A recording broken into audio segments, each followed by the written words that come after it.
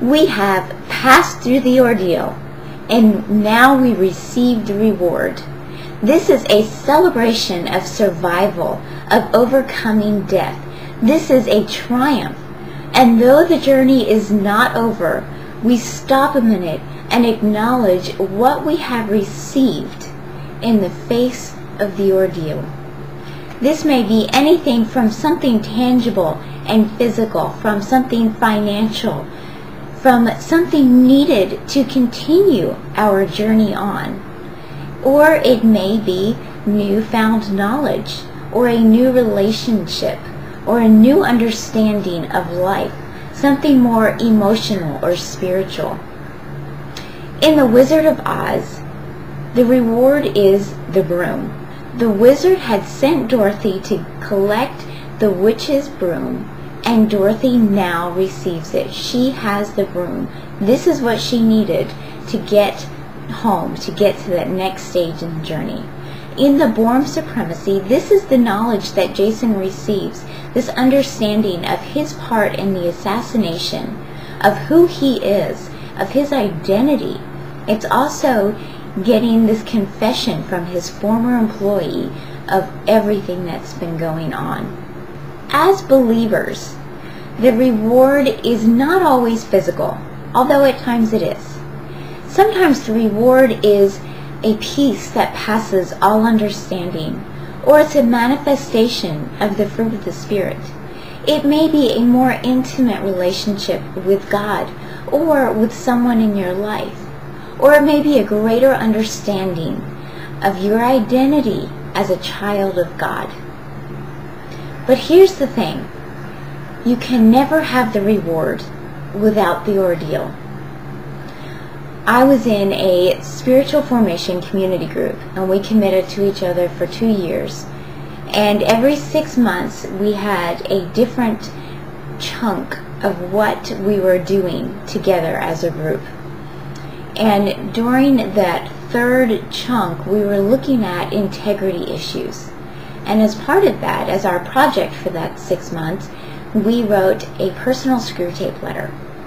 How would Satan trip us up? What are our greatest temptations in life? What are our greatest struggles? Of course, we had the option to just keep it rather shallow. I don't have my daily quiet time. I sometimes might get irritated. Or you have the option of diving in deep, of exposing the darkest, most evil sides of who you are.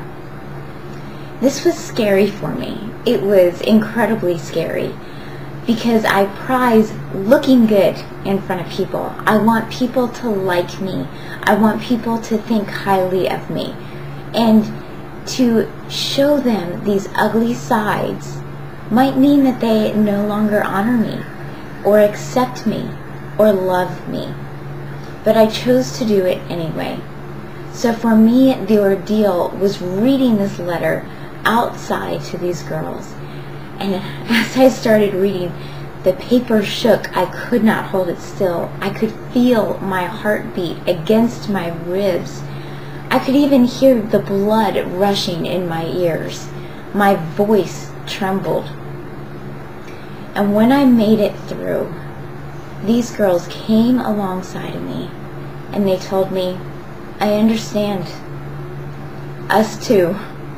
And we love you.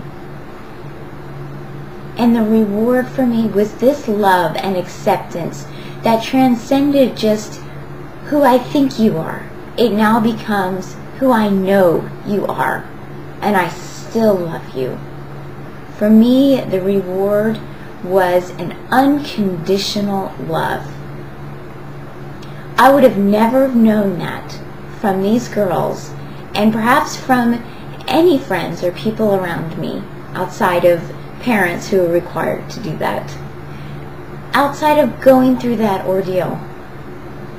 But because of the ordeal, I had a beautiful reward.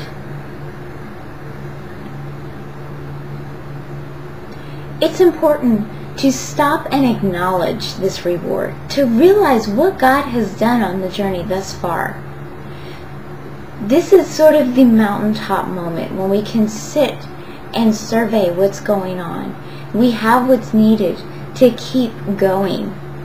We have what's needed for refreshment and life. And we need to acknowledge what God has done before we turn around and continue on our journey.